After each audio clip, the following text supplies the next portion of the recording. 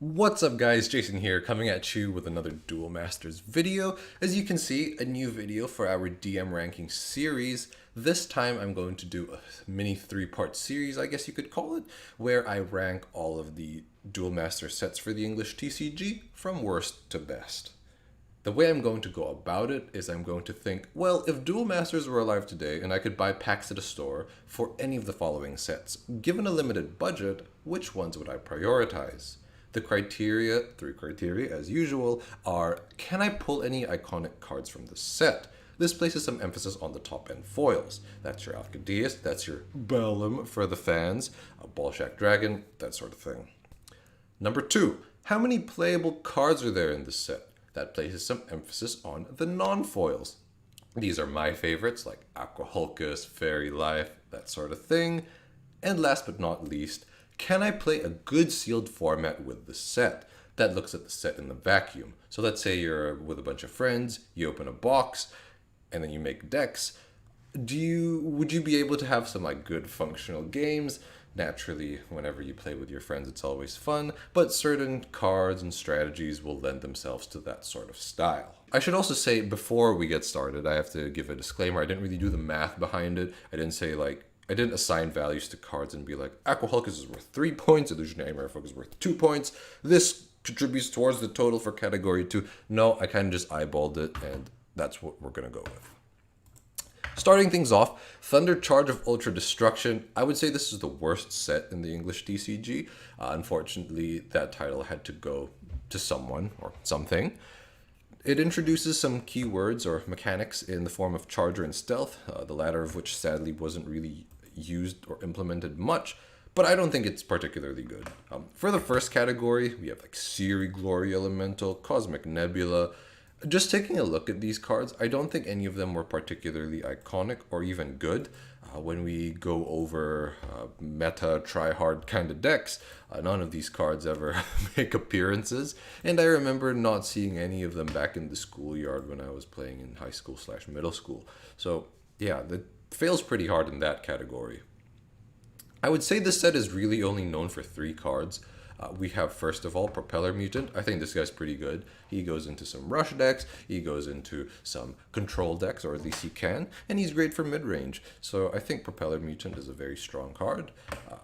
Another card this set is famous for is Apocalypse Vice. Destroy any number of your opponent's creatures that have total power 8k or less. No, I have not found a way to paraphrase that. I'm just going to live with it.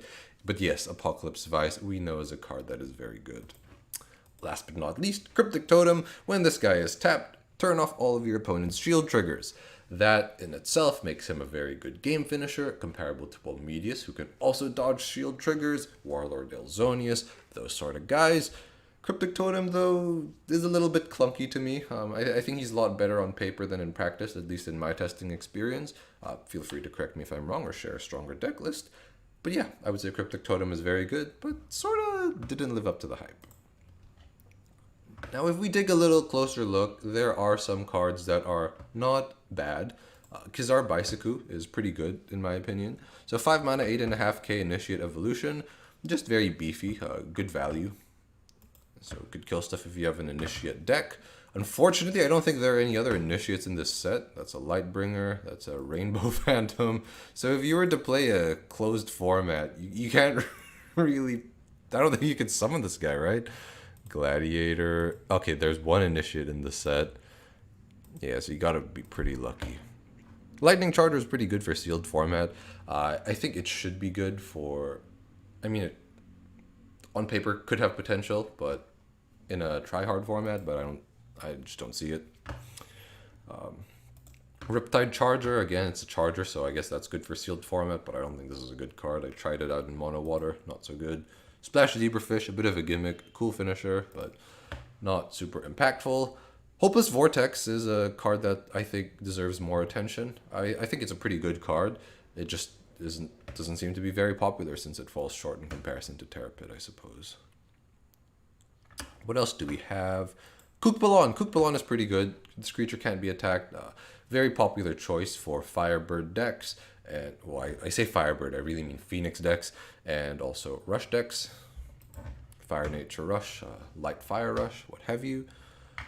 And let's also take a look at Freezing Ice Hammer. I'm not sure if you can see that, but this is a pretty underrated card in my view. Whoops, gotta go back to it. Choose one of your opponent's water or darkness creatures in the battle zone and chuck it in the mana zone. So it's a very cheap natural snare. Great form of blocker removal in a way. Yes, so overall, I think DM7 falls short for all of the categories. I don't think there are very few consistency cards for a sealed format. As far as non-foils go, most are pretty gimmicky, and the foils are very forgettable. So yeah, not looking good. Next up, second worst set, is in my opinion Rampage of the Super Warriors. So that's DM3. It's one of the earlier sets, so it doesn't even benefit from power creep. Like DM7, it is only known for 3 cards. That's Emerald, Searing Wave, and Mana Nexus. Don't get me wrong, there are other niche cards that you could squeeze into other decks, but I don't think this is, I don't think they're that good. So we have, for the foils, Mire Comet Elemental, Chaos Fish, that guy's terrible. He's like 1k, 7 mana, 1k, no thank you. Greel Ghastly Warrior, Demon Command, but gosh, he's 8 mana. That's like as much as Balam, and he's a vanilla creature. Garcago, who's in my opinion a worse Gatling Sky Terror. Earth Stomp Giant, yeah, not a good look so far. So yeah, in terms of the foils, I don't think the set is very good. Siege Bellicula is the evolution here. It's an initiate, but I feel like as far as initiate evolutions go, he's one of the worst ones. Legendary Binor, Leviathan evolution. I don't know how you expect to summon him given how expensive the base Leviathans already are. Jack Viper, I guess he's not super bad. I think he has his uses. He could make some sort of ghost graveyard recursion loop kind of deck. He loops pretty well with Back Doctor, who we'll see a little later on, but not that great in my opinion. Who is the Uber Dragon Jabaha. So he falls short in comparison to other Armored Dragon bosses, be it Bomedius, Baz, Bajula, the Crew Breaker, Zack Shack. Yeah, I don't think he's very good either. And Gigamantis, who's maybe you could make a fun giant deck around him, but not super great. You'll notice that a lot of these are evolutions, and thankfully you do have ways to summon them. So for a sealed format, all is not lost, I suppose.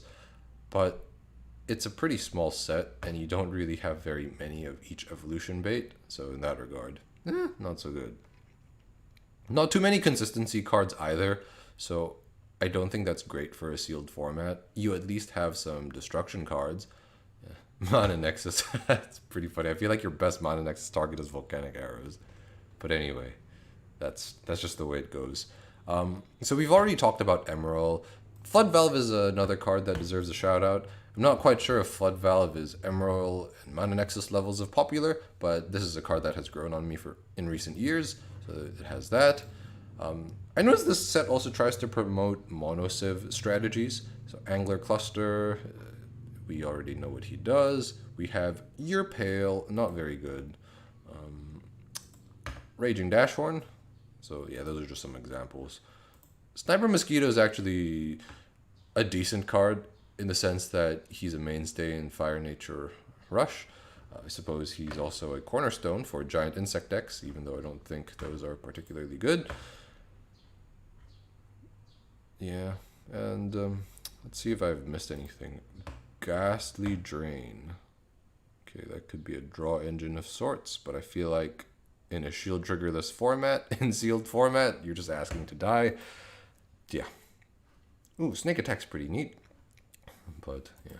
So anyway, I think I've given a pretty good overview of what cards Rampage of the Super Warriors offers. Again, like the previous set, not doing great in terms of the foils, not doing great in terms of the non-foils, and also makes for a pretty poor sealed format experience. The set's too small to make mono-civ viable. The reason I put it above Thundercharge is because the non-playable cards are the playable cards are just way more popular. Like, I feel like you see Emerald, Mana Nexus, and Searing Wave way more than you see Propeller Mutant, Apocalypse Vice, and Cryptic Totem. Yeah. So moving on to the third worst set, Survivors of the Megapocalypse. Whoops, I should probably give a quick overview first.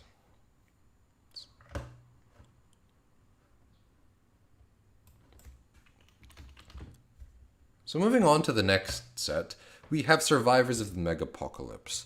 This set is really, outside of its namesake, only famous for giving us Aqua Surfer and Twin Cannon Sky Terror. So Survivors of the Megapocalypse, not a great set right off the bat. It is cool in the sense that it introduces a couple of new mechanics. So we have Triple Breaker, we have Speed Attacker, a very important mechanic to the game, and we also have Survivor, obviously. I think this set does a lot better than the others in terms of the foils. It gives us Billion Degree Dragon, who is known for being the most powerful creature in the English game. 15k is the strongest power level, and he also has Triple Breaker, so that's neat. I feel like cards like that command a premium, even though they're not particularly playable, in the secondary market. King Tsunami, I kind of flip-flop between him and King Depthcon for who the most famous Leviathan is, even though that's not a great award since Leviathan's not a particularly good race. We have an Angel command, we have a Demon command in here, so that's neat, I guess. Avalanche Giant, okay, let's not talk about him, I don't like him. Labile Seeker of Winds. Okay, so in terms of foils, not very great. Ooh, Obsidian Scarab is pretty neat. So 6 mana, 5k power attacker, double breaker. When it's destroyed though, put an Obsidian Scarab from your mana zone into the battle zone. I think this could be a very cool deck if you just have an Obsidian Scarab deck. I'm not sure how good it would be in the grander scheme of things, but I think it would be a lot of fun. And you actually have a card similar to Obsidian Scarab, who is a common, in Ambush Scorpion. So when this creature is destroyed, you may put an Ambush Scorpion in your mana zone into the battle zone. So that's very cost effective, right? Unfortunately, Ambush Scorpion doesn't have double breaker. I guess that's why Obsidian Scarab is the rare, but that sounds like a lot of fun and something that you could do. Especially for a sealed format, this guy would be great, I feel like. So going back to the topic of discussion, in terms of foils, while not super duper amazing, this at least has things going for it in the form of Billion Degree Dragon and in the form of Obsidian Scarab. Survivors would be pretty cool for a sealed format since most of them are common. I guess this is uncommon, at least it's not rare. So you certainly have that going for yourself. You also have Split Head Hydro Turtle, which is a form to draw cards, at least. And that's not bad. Solid Skin Fish is funny. It's kind of like Thrash Crawler without the blocker status.